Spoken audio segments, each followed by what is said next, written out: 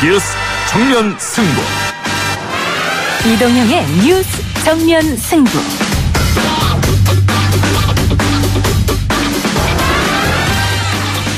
청취자 여러분 안녕하십니까, 이동형입니다. 2018년 5월 10일 이동형의 뉴스 정면 승부.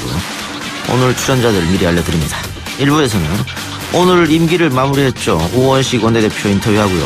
2부 최강경기 코너에서는 조대진 변호사 그리고 한국일보 박상준 기자와 함께 문재인 대통령 취임 1주년, 또 정세균 의장의 의원 사직서 직권상정 시사 등의 이야기를 가지고 말씀 나눠보겠습니다. 오늘 북한에 영도했던 한국계 미국인 3명이 석방돼 돌아왔습니다. 3부에서는 지난 2012년 11월부터 735일간 북한에 억류됐던 케네스 배 선교사와 이야기 나눠보고요. 4부에서는 남북철길 연결을 주제로 시베리아 시간여행 저자 박풍수 철도기관사와 함께합니다. 이동의 뉴스 정면 승부는 라디오 주파수 FM 94.5MHz, YTN 라디오 전용 애플리케이션 예스, 또 팟빵 앱으로 실시간 들으실 수 있고요. 다시 듣기는 YTN 라디오 홈페이지, 팟빵 앱과 아이튠즈 팟캐스트에서는 방송이 마친 후에 확인하실 수 있겠습니다. 의견 참여 가능하신데요. 휴대전화 문자 메시지 샵 0945번, 우물정 0945번, 단문 50원, 장문 100원이고요. 예스앱과 팟빵 앱에서는 무료로 실시간 댓글 참여 가능합니다. 5월 10일 목요일 이동의 뉴스 정면 승부 시작하겠습니다.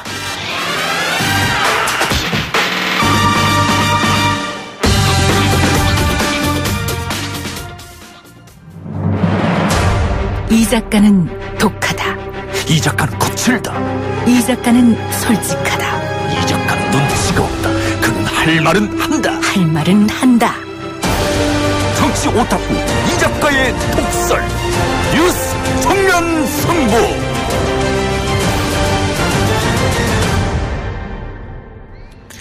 참을인을 새기며 지낸 시간이었다. 단 하루도 다리 뻗고 잔 날이 없었다. 문재인 정부의 첫 여당 원내 사령탑으로 오늘 임기를 마무리한 우원식 원내대표가 고별 기자회견을 통해 밝힌 소회입니다. 이것 말고도 하실 말씀이 많으시겠죠. 직접 연결해서 미리 들어오고 계시네요. 네, 대표님 안녕하시죠? 네, 안녕하세요. 반갑습니다. 예, 그 1년 전에 네네. 저하고 인터뷰할 때도 생각나는데, 네. 그때 이제 집권 여당의 첫 원내대표다. 그 어떤 때보다 중요한 1년이 될 것이다. 책임감 느낀다. 이런 말씀 하셨어요. 기억하십니까, 혹시? 네네네, 기억합니다. 어때요? 1년 지났는데 만족하십니까? 1년 원내대표한테? 하여튼 뭐 최선을 다해서 일했고요. 네. 그 중간중간에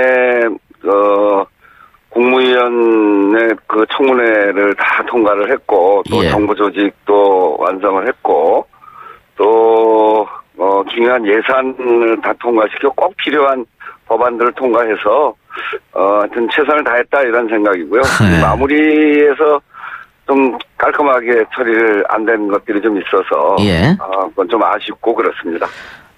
야당으로 있을 때 원내대표 한번 도전했다가 실패하셨었는데. 네네, 그렇습니다. 그 야당 원내대표보다 여당 원내대표가 더 힘든 것 같기도 해요. 어떻습니까? 저희가 이제 여당 원내대표가 돼서 인수위 없이 출발을 했고, 또 여서야대지 않습니까? 예. 그리고 교섭단체가 네 교섭단체가 돼가지고, 예. 아마 헌정사상 가장 어려운 시기가 아니었나, 이렇게 생각을 하는데, 제가 보기에는 제가 야당 때 원내 수석 부대표를 했는데요. 예. 업무량이나 그 부담이나 이런 거 다 아마 한 10배쯤 힘이 들었던 것 같아요. 그리고 뭐, 지금도 뭐 국회가 제대로 이루어지지 않고 있습니다만, 그 책임감이라는 것은 야당보다 여당이 어쨌든 좀 더 크다고 볼 수 있잖아요. 그럼요. 국회는 일단 사회를 변화시키는데 제도로 뒷받침하고 예산도 만들어야 되고 그렇게 성과를 내야 되거든요. 예. 여당은 성과를 내려고 노력을 하죠. 그런데 이제 야당은 또 이게 계속 발목 잡고 특히 탄핵 이후라서 더 갈등이 심해서 그런 상황에서 성과를 내야 되는 훨씬 큰 거죠. 그 작년 왜 추경 예산 통과 뭐 이랬을 때 눈물도 보이셨잖아요. 뭐 눈물은 아니고 울컥했죠. 어떻게 1년 동안 그때가 제일 힘들었습니까? 아니면 지금이 더 힘듭니까? 그때가 제일 어려웠던 것 같아요. 그때가, 왜 그러냐면 추경은 이제 정권이 새로 만들어지고 이 촛불혁명의 정신은 국정농단에 대한 분노가 있었지만 그 분노가 폭발할 수 있었던 이유는 정말 국민들의 부글부글 끓는 민심이 그 밑에 있었기 때문에 그렇거든요. 예. 부글부글 끓는 민심의 중심은 정말 희망이 없는 겁니다. 먹고 사는 거에도 희망도 없고 그리고 불공정한 세상, 이 갑을 관계에서 억울한 꼴을 많이 당하는데 얘기해봐야 소용도 없고 이렇게 희망이 없는 세상에서 이제 촛불혁명이 일어났고 새로운 정부가 들어서서 첫 번째 내놓은 게 추경이었거든요. 네. 일자리 추경. 그러니까 그런 국민들의 요구를 그대로 받아 안아서 낸 추경인데 그게 안 되니까 제가 정말 시작하자마자 한 달 동안 야당 원내대표실을 그때 표현으로 문지방이 달 정도로 다녔다. 그리고 침이 마를 정도로 전화를 하고 그리고 한 달 만에 대체적으로 동의가 돼서 합의서를 쓰려고 했는데 그 자리에서 교섭단체가 여러 개니까요. 예. 한 군데서만 안 된다고 하면 다 안 되는 쪽으로 돌아서는 거예요. 예. 그러니까 너무너무 화가 나고 또 꼭 해야 되는 일인데 이렇게 안 되고 해서 그 분노를 표현하라고 울컥했죠. 그래요. 지금 뭐 다양하게 의견을 우리 청취자분들께 주고 계시는데 8328님께서 우 대표님 화이팅입니다. 열심히 잘했습니다라는 의견. 네. 또 감사합니다. 예스앱으로 이정희님께서 의원님 고생 많으셨습니다. 짝짝짝 원대 네. 끝내고 스튜디오에 한번 나와주세요. 이런 말씀도. 네. 조용할 때 한번 나와주세요. 네, 그러겠습니다. 예. 방금 말씀하시면서 뭐 가불관계 얘기해서 제가 갑자기 생각나서 질문 좀 들어볼게요. 을지로위원회 또 하셨잖아요. 네, 그렇죠. 요즘에 이 대한항공에 대한 갑질 이런 언론 보도를 보면 어떤 생각이 드세요? 우리 사회가 아직도 멀었구나. 그냥 예. 우리가 가불 문제를 제가 다루기서 을지로위원회를 시작한 게 2013년이거든요. 예. 5년이 됐고 또 새로운 정부가 들어서서 아까 말씀드렸습니다. 촛불혁명의 아주 근거에는 힘없고 빽이 없는 사람들이 늘 억울한 꼴 당하는 거 바로 가불 문제거든요. 그렇죠. 네, 그래서 문재인 정부에서도 그거를 제대로 잡으려고 굉장히 애를 쓰고 그랬음에도 불구하고 이런 대한항공 그런 갑질을 보면서 참 분노하고 정말 우리가 해야 될 일이 정말 멀었다. 정말 철저하게 해야 되겠다는 생각을 하게 됩니다. 그거를 뭐 기업의 자정작용만 맡겨놓으면 안 될 거 아닙니까? 법적으로 네, 좀. 예. 네, 그거 안 되는 거죠. 예. 그래서 이제 이게 여러 가지 것이거든요. 예. 이 비정규직을 정규직화하는 문제도 있고요. 또 이 가맹사업 공정화에 관한 이 가맹점들에 대해서 아주 가맹 본사가 갑질을 많이 해요. 그걸 예. 제도적으로 막아주고 또 이런 이 가불 문제와 관련해서 제도적으로 뒷받침하고 손해배상을 하게 하고 하는 것들 대폭 강화할 필요가 있습니다. 그리고 이번 대한항공 같은 경우에는 엄정하게 처벌을 해야죠. 그래서 그렇죠. 그런 일을 하게 되면 정말 회사가 휘청거릴 정도 그런 정도의 배상을 하게 하고 그런 제도를 네. 강화하는 것이 매우 필요하죠. 저희가 이제 국회에서 요번 마지막에도 계속 그런 제도를 한 7개 정도 이야기했는데 자유한국당이 받아주질 않습니다. 아니 그래서 저도 일부러 그것 때문에 좀 이야기를 꺼냈는데 그거 제도적으로 개선이나 보완을 하려면 국회가 열려야 되는 거 아니겠어요? 국회가 열려야죠. 예, 알겠습니다. 국회가 그 역할을 해야 되는 겁니다. 예, 우리 저 스튜디오 밖에서 한국일보 박상준 기자가 와 있는데, 네. 원내대표 끝내고 새 원대 선출되면 제일 먼저 뭘 할 거냐 이런 아무짝에도 쓸모없는 질문을 던졌는데 대답해 주시기 바랍니다. 새 원대가 아니면 제가? 끝나고 나면 끝나고 나면 뭐 할 거냐? 의원님 개인적으로 뭘 제일 할 예정인지. 저요. 우선 조금 쉬었으면 좋겠어요. 1년 동안 제가 한 번도 빼지 않고 원내회의 최고위원회 이걸 했거든요. 예. 근데 쉬는 날이 없었고 그리고 이 부담이 커서 사실은 진짜 잠을 잘 못 잔 날도 많고 예. 스트레스도 많았고 성과도 있고 그렇습니다만 하여튼 그 부담감 때문에 그래서 조금 쉬었으면 좋겠다는 생각이고요. 그리고 을지로위원회 다시 세게 할 생각입니다. 아 그렇습니까? 네. 예. 을지로위원회 역시 여전히 필요한 거니까요. 네. 술 한잔 하시고 쉬시기 바랍니다. 네, 그러겠습니다. 네, 다시 정치권 얘기 좀 해볼게요. 오늘 김성대 원내대표가 앰뷸런스에 실려서 병원으로 갔어요. 네. 대표님도 방문했죠, 병문안.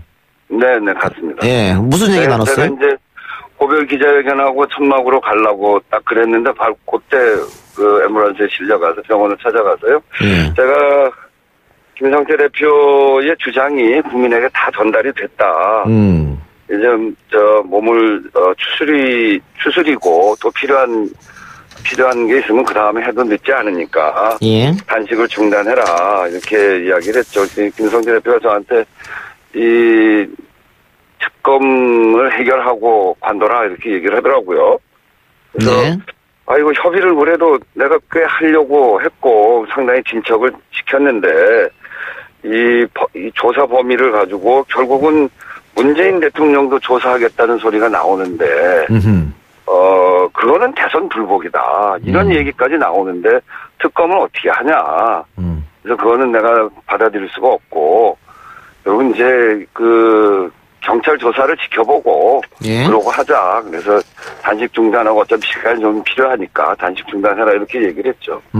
그런데 지금 김성태 원내대표 같은 경우에는 대통령 수사하라는 것은 우리 자유한국당이 얘기한 건 아니고 또 바른미래당 같은 경우에는 어제도 지금 김관영 의원하고 제가 인터뷰했습니다만 그 단지 그냥 정치적 수사일 뿐이다. 이렇게 얘기하던데요? 아니 이제 이번 특검을 둘러싸고 저희들이 이제 당연히 이 경찰에서 지금 수사를 하고 있고 굉장히 철저하게 하지 않습니까? 예.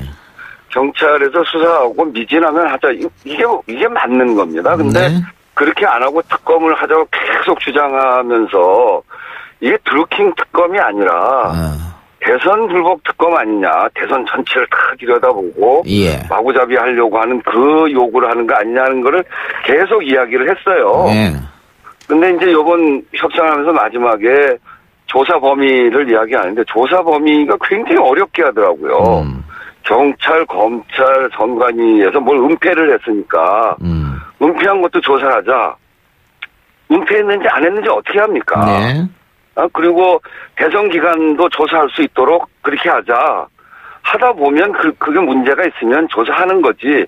대선 전부터 조사하자는 건 대선에 문제가 있는 걸 우리 보고 인정하라는 거 아니겠습니까? 예. 그래서 그렇게 하는 건 대선 불복이다. 그 논쟁을 하는 도중에 당 대표까지 나서서 지금 바른미래당이 오히려 자유한국당보다 더 세게 하거든요. 김동철 원내대표가 훨씬 더 그 주장이 강합니다. 예. 근데 그 당의 대표까지 나서서 문재인 대통령이 특검 수사 범위 안에 있다. 수사해야 된다. 그런 얘기까지 하는데 그 특검을 우리가 지금 어떻게 받냐고요. 그거는 이미 물 건너간 얘기입니다. 그래요. 근데 이제 예. 자유한국당은 자기들은 얘기 안 했다고 그러더라고요. 예. 이미 국민들에게 바른미래당의 대표가 그렇게 이야기함으로 해서 뭘 주장하는지 우리가 그동안 계속 이런 의도가 있는 거 아니냐 이렇게 얘기해왔던 것을 입증한 거거든요. 예. 그런 상황에서 전혀 이것은 대선을 불복하고 마구잡이로 이 국정을 흔들려고 하는 그런 의도라고 보기 때문에 저희는 그렇게는 할 수 없다는 겁니다. 어차피 예. 지금 경찰이 조사하고 있는데요. 그러면은 어쨌든 모든 권한은 이제 다음 원내대표 협상단으로 넘어가는 거죠. 네, 그렇습니다. 예, 거기서 어떤 결론이 나올지도 모르겠습니다만 네. 어제 김관영 의원하고 인터뷰할 때 들어보니까 민주당에서 조사 기간을 그 드루킹 특검을 만약에 받는다면 1월 달부터 하자 그래서 그거는 받아들일 수가 없다. 그건 특검도 아니다. 대선 때까지. 그렇게 얘기하지 않았어요. 아, 그렇습니까? 그러니까 예, 제대로 얘기해 주세요, 그러면 지금. 1월 달에 고발된 사건들이 있어요. 네이버에서 고발한 사건과 그렇죠. 우리 당에서 고발한 사건. 그거는 당연하고. 예. 그리고 드루킹의 불법 댓글 조작 사건과 관련된 사건. 예. 이렇게 돼 있는 겁니다. 근데 그거 조사하다가 불법 댓글을 단 거를 조사하다 보면 대선 때도 있으면 자연스럽게 글로 올라가게 되는 거죠. 그런데 그거를 계속 그렇게 주장하는 거예요. 그 내용도 잘 모르고 하는 소리죠. 그리고 기본적으로는 특검을 한다고 하면 제가 얘기한 대로 드루킹의 불법 그 댓글 여론 조작 사건에 대한 특별검사 법이거든요. 예. 그 명칭대로 그냥 하면 되는 거예요. 그런데 우리 보고 1월 달부터 하자고 했다는 그건 사실도 아니고. 그런데 거기다가 대선 시기, 작년 9월부터 대선 시기를 늦추는 건데 문제가 생기면 들어갈 수는 있지만 대선 시기라고 규정을 해놓으면 국민들이 볼 때 대선 시기에 문제가 있었구나 이렇게 되는 거 아니겠어요? 예, 알겠습니다. 그리고 그 범인은 제가 이제 임기가 이제 끝나는 사람 아닙니까? 예. 범인은 법안을 만들면서 논의하는 겁니다. 예. 양쪽의 법사위원들이. 그래서 법안을 만드는 거거든요. 임기 다 끝난 사람을 붙잡고 그 범위까지 다 정하자고 하니까 그거는 제가 책임질 문제가 아니고 새로운 원내대표가 책임질 문제예요. 그래서 그건 새로운 원내대표하고 협의를 해라 이렇게 얘기했음에도 불구하고 범위를 꼭 정하고 그리고 대선 시기도 조사할 수 있게 하고 검찰, 경찰, 선관위가 은폐한 것도 조사하고 이렇게 늦다고 했기 때문에 그건 받을 수가 없다고 얘기한 거죠. 예. 또 시간이 없어서 마지막으로 하나만 더 평상시에 궁금하던 거 여쭤보겠습니다. 대통령 지지율이 상당히 높습니다. 지금 80%를 넘어섰는데 1년 내내 그랬죠. 높은 지지율인데. 네, 그렇습니다. 그래서 그런지 민주당, 그러니까 정부 여당이 잘 보이지 않는다. 그렇기 때문에 야당도 민주당하고 이야기를 하려고 하지 않고 청와대 보고 자꾸 나오라고 한다. 이런 좀 지적이 있어요. 그거는 뭐 본인들도 야당도 잘 알 겁니다. 예. 지난 1년 동안 당 집권 여당의 원내대표가 어떻게 했는지 결국은 다 와서 저한테 이야기하는 거거든요. 단지 과거처럼 이명박 박근혜 정권처럼 권력을 사유화하고 국민의 민심과 떨어져 있을 때 그때 집권당이 아무 소리 안 하면 그거는 잘못된 일이죠. 어허. 그런데 지금 더불어민주당과 문재인 정부는 민심을 보는 방향에 갔습니다. 예. 거기에 그 다른 뜻이 있을 수가 없죠. 그렇기 때문에 지지율이 높게 나오는 건데 그 사이에 혹시 여러 가지 현안에 있어서 그 당과 청와대가 견해가 다를 수도 있고 이견이 있을 수도 있습니다. 당연하죠. 그런 부분에 대해서는 내부적으로 조정하는 건데 저희가 당청 협의도 숱하게 많이 했고 그리고 일주일이면 당청이 실무선에서부터 원내대표 선까지 아주 다양한 논의 구조가 있어서 새벽에도 만나고 밤에도 만나고 하면서 정리를 합니다. 예. 그 정리된 내용을 가지고 당은 당대로 청와대는 청와대대로 각자 위치에서 일을 하는 거죠. 알겠습니다. 이견이 노출되지 않는다고 해서 정부 여당이 안 보인다 그거는 뭐 있을 수 없는 일입니다. 뭐 그럴 일이 있으면 안 되겠습니다만 혹시 뭐 청와대가 잘못한 일이 있다고 하면 가감하게 쓴소리 부탁드리고요. 제가 그런 거 충분히 했죠. 그 인사하는 과정에서도 당의 의견, 국민의 의견을 수렴해서 대통령께 건의해서 그 왜 낙마되고 그런 분들이 다 그런 과정을 그래요? 겁니다. 알겠습니다. 네. 그래요. 오늘 시간이 없어서 여기 마무리하는데요. 네네. 나도 대표님 1년 동안 고생하셨습니다. 네, 감사합니다. 네, 오늘 인터뷰 고맙습니다. 네, YTN에서 역할 크게 하십시오. 네, 알겠습니다. 고맙습니다. 네, 감사합니다. 네, 지금까지 더불어민주당 우원식 원내대표였습니다. 잠시 후 2부에서 만나 뵙겠습니다.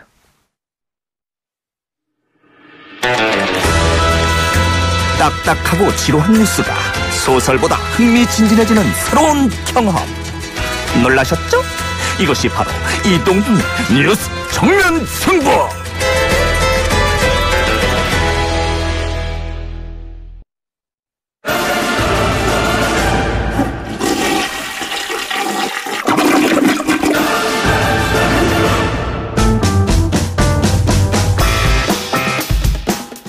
이동의 뉴스 정면 승부 2부 시작합니다.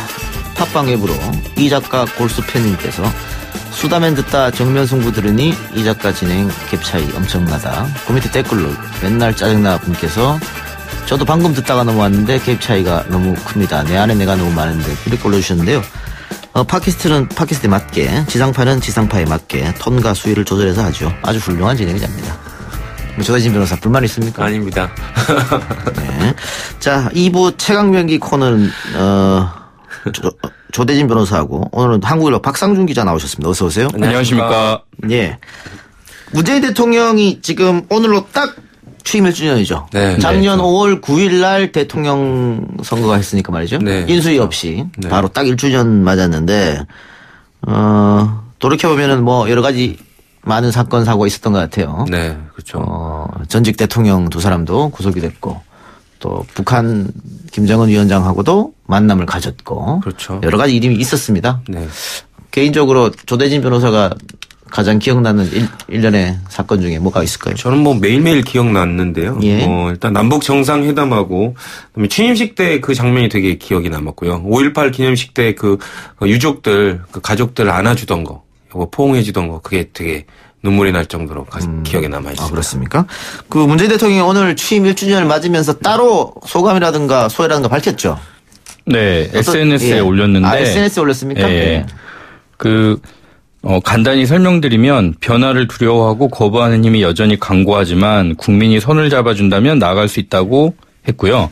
또 적폐를 청산하고 상처를 치유하면서 평화를 만들고자 한 1년이었다라고 해고를 했고 아직 갈 길이 멀지만 희망을 품게 된 1년이었기를 바란다고 적었습니다. 그리고 광장의 소리를 기억하겠다고 다짐을 하고 임기를 마칠 때 사는 것이 나아졌다는 말을 꼭 듣고 싶다고 했고요. 개인적으로 이 연설문 쓰는 분을 알거든요. 예. 그래서 제가 여기 오늘 또 출연하니까 살짝 물어봤어요. 예. 그랬더니 아무래도 그 광장이라는 그 촛불 집회를 얘기하죠. 그 광장에 대한 어떤 마음가짐 그리고 다짐 이런 부분들이 좀 방점이 찍혀 있다라고 설명을 줬습니다. 예. 네. 그 정도는 뭐 전화해서 안 물어봐도 알 것 같은데. 카톡으로 했습니다. 카톡으로 했어요. 전화통화 잘 안 됩니다. 네.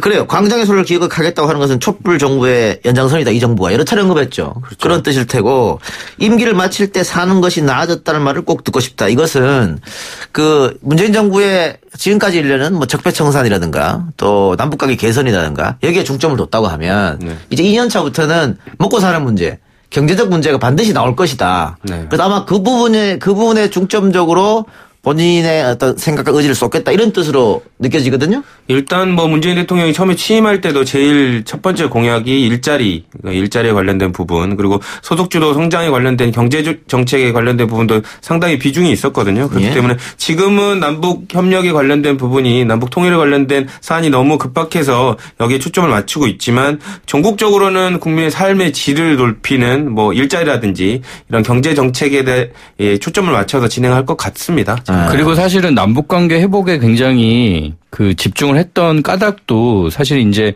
앞으로 조금 중장기적으로 볼 때 일자리나 아니면 어떤 경제 전체 나라 경제를 끌어올리기 위해서 필요한 어떤 부분이 바로 이제 이 남북관계 회복을 통해서 이제 북쪽의 어쨌든 개발을 통한 여러 가지 이익 그리고 더 나아가서 한반도 밖에 있는 중국과 러시아의 연결 이런 부분들까지 감안해서 우리한테 새로운 가능성 기회를 줄 수 있는 것이 바로 그 지역시 그 부분이다 해가지고 굉장히 집중을 했던 걸로 알고 있거든요. 예. 앞으로 이제 좋아질 거라고 봅니다. 그러니까 그런데 또 현실은 녹록치 않아요. 뭐 실업 문제도 있고요. 또 오늘자 자료를 보면은 지금 요식업이 가장 많은 수로 빠졌다고 그러거든요. 그만큼 어렵다는 얘기잖아요. 뭐 그런 것들. 또 야당도 아마 경제 문제로 공격할 테고 쉽지는 않겠다 이런 생각이 들고 문재인 정부 1주년 점수를 매긴다면 뭐 조대진 변호사는 대답하기도 몇 점 줄까 알 것 같은데요? 말씀드리고 싶습니다. 근데 100점 생각하시지 않았습니까? 맞습니다. 100점은 좀 너무 과하고요. 99점 정도. 1점 정도의 기대감은 좀 남겨두는 게. 괜히 물어봤어요. 예. 문재인 정부 1년 돌아보면서 비판할 점, 잘못된 점. 물론 비판할 점이 있죠. 예. 당연히 국민의 시선으로 보면 아쉬운 점이 이제 최저임금에 관련돼서 이제 어쨌든 정상화를 시키고 10,000원 시대로 올린 것은 괜찮지만 그로 인해서 이제 뭐 예를 들면 뭐 자영업자들이 조금 힘들어졌다든지 이런 부분들은 조금 예측하지 못한 부분도 있어서 이제 앞으로 이제 경제정책 나머지 4년을 짤 때는 이런 부분도 좀 반영을 해서 좀 충격을 좀 완화하는 방식으로 좀 갔으면 하는 그런 개인적 바람이 있습니다. 많은 언론에서는 인사 문제가 좀 부족했다 지적하던데요. 어떠세요? 그러니까 눈높이가 높아진 거죠. 그러니까 높아진 눈높이로 보면 이번 정부 인사도 굉장히 문제점이 많다라고 볼 수 있는데 솔직히 이제 지난 정부들 인사했던 걸 하고 비교를 해보면 뭐 그렇게 못하지도 않았다고 개인적으로 보고요. 근데 어쨌든 간에 너무 눈높이가 높았고 더군다나 인사 관련해가지고 뭐 검증 책임 있는 자리가 바로 조국 민정수석이었기 때문에 그 눈높이에 맞춰서 볼 때는 이제 부족한 부분이 많다라고 보여진다고 그런 민심이 있을 수 있고요. 개인적으로는 이제 학부모 입장에서 보면 입시 정책이 매우 중요한데 여전히 입시 정책이 콘선이 많이 빚어졌던 건 사실이거든요. 그 부분 많이 또 지적하더라고요. 그렇죠. 네. 그래서 입시 정책이 이제 지금 뭐 공론화 과정 거쳐서 지금 8월 중에 이제 어떤 답이 나올 거라고 보는데 사실 입시 정책이라는 거는 정말 뭘 해도 욕을 먹을 수밖에 없고 비판을 받을 수밖에 없는데 어쨌든 그 의견 수렴을 좀 잘 해가지고 예. 좀 이제 헷갈리지 않도록 하는 게 제일 중요할 것 같아요. 너무 왔다 갔다 하는 것 같아요. 그렇죠. 여러 눈치를 그렇죠. 보고. 네. 그것도 문제점이죠. 네. 그래서 입시 정책에 대한 그런 혼선이 좀 줄어들었으면 좋겠고 일자리 창출은 사실 제가 볼 때는 뭐 1년 만에 따닥 해가지고 뭐가 나오기는 힘들 거라고 봐요. 근데 이제 개인적으로는 1년은 그럴 수 있다고 보는데 저는 개인적으로 이제 2년차, 3년차에 과연 일자리 정책을 어떻게 하는지를 좀 더 개인적으로 보고 싶거든요. 네. 역시 학부모가 되다 보니까 바로 교육 정책을 얘기하는군요. 저기 앉아 계신 학부모는 아직 멀었잖아요. 저요? 네. 저는 아직 멀었습니다. 네. 저희 어린이집 이런 데에 관심이 많습니다. 그렇죠. 네, 그렇죠. 어린이집도 요즘에 뭐 유치원도 다 추첨해야 되고 대기복구해야 되니까. 그렇죠. 저희 친구가 예전에 이제 사법고시를 합격했을 때는 안 울던 친구가 어린이집 당첨됐다고 울더라고요. 되게 좀 깜짝 놀랐어요. 충분히 그럴 수도 있겠군요. 네. 그렇습니다. 알겠습니다. 문재인 정부 1주년 얘기는 여기까지만 하고요. 다음 정세균 후장 관련된 이야기를 좀 해보도록 할 텐데 그 전에 문자로 6277님께서 해방 이후 가장 믿음 가는 변호사님 조대진 사랑합니다. 가족입니까? 혹시 6277님? 아닙니다. 제 집사람이 올리고 있을 수도 있겠네요. 인간 매크로 아닙니까? 인간 매크로. 그래요. 자, 지금 이거 야당에서 주장하고 있는 것 같은데요. 만약에 정 의장이 의원 사직서 직권상정을 하면 한국당은 거기 응할 수 없겠다. 가장 강력한 투쟁으로 맞서겠다. 이렇게. 그러면 어떻게 정 의장이 직권상정할 것처럼 이야기는 한번 했나요? 그러니까 직권상정이라는 단어가 예. 여기에는 쓰이지 않아도 된다고 제가 좀 전에 국회의장실 대변인하고 통화를 하고 왔는데 방송을 해서 여러 가지 하시는군요. 그럼요. 감사합니다. 네. 네. 실력이 부족하기 때문에 노력이라도 해야 된다고 생각하고 있습니다. 그러니까 이제 아시겠지만 지방선거에 출마하는 4개 지역 의원들, 그러니까 전직 의원이죠. 사직서가 아직 처리가 안 돼서 자칫하면은 이제 보궐선거가 못 치러질 수도 있다라는 부분인데 뭐 아시다시피 인천시장 출마하는 박남춘 의원 지역구 인천 남동갑, 그리고 충남지사 출마하는 양승조 의원 지역구 천안병, 경북지사 출마하는 이철우 의원 지역구 김천, 마지막으로 경남지사 출마하는 김경수 의원 지역구 김해을 이렇게 4곳인데 14일까지 이 사퇴서가 처리되지 않으면 선거가 치러질 수 없고 그렇게 되면 이 지역구 주민들은 유권자들은 내년 4월까지 본인의 지역구를 대표하는 국회의원이 없는 채로 가야 되거든요. 그렇죠. 네, 그래서 어쨌든 정세균 의장이 이 사퇴서 처리를 위해 14일 안에 원포인트 국회를 열 수 있다라는 가능성을 시사를 했고 근데 이 국회법을 보면 76조에 의하면 그러니까 본회의에 바로 올라가는 안건. 그러니까 이 사퇴서라는 거는 굳이 상임위원회를 거치지 않고도 바로 본회의에 올라가서 처리할 수 있는 안건이기 때문에 본회의를 열어서 어쨌든 처리하면 되는 건데 사실 그동안은 가급적 그래도 여야 협의를 통해서 의사 일정을 정하도록 했습니다. 근데 76조에 따르면 협의가 되지 않을 경우에는 국회의장이 직권으로 어쨌든 처리할 수 있도록 돼 있기 때문에 의장실 설명은 어쨌든 그 76조에 의거해서 이 사직서 처리를 위한 원포인트 국회 본회의를 열 수 있다라는 것입니다. 네. 근데 전 좀 이해가 안 가는 게요. 지금 14일까지 처리를 하지 않으면 1년 동안 그 4지역구는 공석으로 둬야 되는 거잖아요. 네네. 그럼 그 4지역구 주민들한테 굉장히 좀 있을 수 없는 일을 벌이는 건데 국회가. 그럼 굉장히 무책임한 태도라고 보이는데 지금 이 원포인트 같은 경우에는 특검하고도 상관없잖아요. 지금 특검을 받느냐 안 받느냐 이 문제로 가장 크게 이제 가장 큰 문제로 국회가 지금 파행된 건데 이거는 특검하고 상관없는 거고 이게 여야 쟁점하고도 상관이 없으니까 이건 합의해갖고 처리하면 되는 거 아니에요? 근데 왜 여당이 반대하고 있습니까? 좀 이해가 안 되는 부분. 야당이 반대하고 있죠. 좀 네. 이해가 안 되는 부분인데. 일단 그런 것 때문에 어떻게 보면 국회를 돌리고 정상화하고 싶어하는 마음이 야당의 진정성이 있느냐라는 것을 좀 국민들이 의구심을 갖는데요. 그러니까 물론 이제 정쟁에 따라서 본인들 정당이 이익이 되는 주장을 할 수 있지만 그것과 상관이 없는 국민의 창조권을 보장하는 측면에서 통과시켜야 될 것은 해줘야 되는데 뭐 개헌부터 여러 가지 이유를 대가지고 뭐 아예 국회에 참여하지 않겠다는 취지에서 다 반대를 하고 있는 것처럼 보여서 되게 국민들은 조금 분노하고 있는 면이 있죠. 국회의원이 없게 되면 해당 지역 주민들은 어떤 지역 주요 현안이나 민원사항에 대해서 어디 건의하거나 하소연할 때가 일단 없어지고요. 그리고 또 더 중요한 거는 이제 가을에 주로 펼쳐지는 예산 전국 때 지역 현안을 위해서 뭔가 예산을 의원을 통해서 따오고 뭔가 지역을 뭐 개선할 걸 개선하고 새로 지을 걸 지어야 되는데 그 예산 전국에서 그 지역 예산을 반영할 만한 목소리를 낼 사람이 없어지기 때문에 굉장히 지역 주민들한테는 손해가 많이 가죠. 그렇죠. 그래서 이거는 그죠. 이거 그러면은 자유한국당이 만약에 한다 그러면 더 극단적인 투쟁을 하겠다고 했는데 현실적으로 지금 하고 있는 것보다 더 극단적인 투쟁이 있을 수 있을까요? 장애 투쟁이라든가 단식 말고는 또 있을까요? 전의원 단식 투쟁 뭐 이런 거 하지 않을까요? 근데 뭐 그거는 뭐 워낙 또 성향이 안 맞으신 분은 못 하실 것 같아가지고 이루어지지는 않을 것 같은데 사실상 뭐 김성태 원내대표가 목숨 걸고 지금 하고 있다라고 지금 홍보들을 하고 있는데 이거보다 더 극단적인 투쟁 뭐가 있을지는 그러니까 김성태 의원이 의원 개인 자격으로 하는 단식이 아니고 원내 그 협상의 총책인 역할을 하고 있는 원내대표 자격으로 지금 하고 있기 때문에 개인적으로 볼 때는 변호사님 말씀하신 것처럼 더 극단적인 선택은 그 사실 더 많은 의원들이 이만큼의 단식을 하는 것인데 또 하나 문제가 지금 이제 선거가 본격적으로 진행이 되잖아요. 만약에 의원들이 이제 이렇게 단식을 하고 있게 되면 서울에 발이 묶여 있으면 지방 같은 경우에는 지금 선거 운동을 좀 지휘해야 될 어떤 헤드쿼터가 없어지는 거거든요.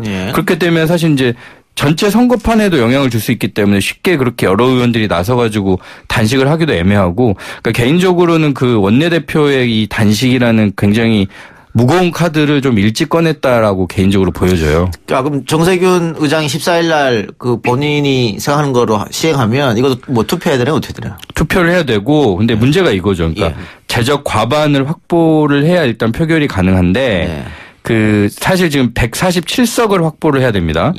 근데 지금 민주당이 121석, 정의당이 6석. 그러니까 지금 뭐 민주평화당이 14석이니까 민주평화당이 정확하게 입장이 좀 애매하긴 한데 설사 찬성을 하더라도 사실 과반 확보에는 또 모자라거든요. 그러니까 그런 현실적인 표 계산으로 들어가면 당장 딱 통과가 되기도 또 쉽지 않기 때문에 정세균 의장 입장에서는 좀 난감한 부분이 있는 거죠. 그러니까 본인이 나름대로 칼을 빼가지고 소집을 했는데 결과가 또 통과가 안 되고 하면은 본인의 이제 어떤 정치력에도 좀 타격을 빚을 수 있고 더 복잡해질 수 있죠. 국회 상황이. 아니 근데 저는 이거 만일 국회의장이 그렇게 했음에도 불구하고 재적 숫자가 안 돼가지고 이게 부결된다고 하면 그 투표하러 안 오신 분들한테도 후폭풍이 있을 수 있겠는데요. 이거는 이 문제는. 주로 야당 의원들이 안 올 텐데 그렇죠. 지금 솔직히 야당은 뭐 2판 4판 아닙니까? 네. 그래서 알겠습니다. 김성태 원내대표 단식하다 결국 병원에 이송됐는데 다시 지금은 어떻습니까? 계속 병원에 있습니다. 병원에 갔다가 자신이 있을 곳은 일단 국회다 해가지고 다시 돌아왔고요. 내일 이제 더불어민주당 새 원내대표가 뽑힌 날이지 않습니까? 그러니까 이제 새 원내대표, 민주당의 새 원내대표를 기다리겠다라고 얘기를 했다고 해요. 단식 중단은 한 게 아니네요. 그렇죠. 그 병원에 가서도 수액 맞기를 끝까지 거부했다고 합니다. 그래서 수액을 안 맞은 상태로 다시 지금 복귀한 걸로 지금 알려지고 있습니다.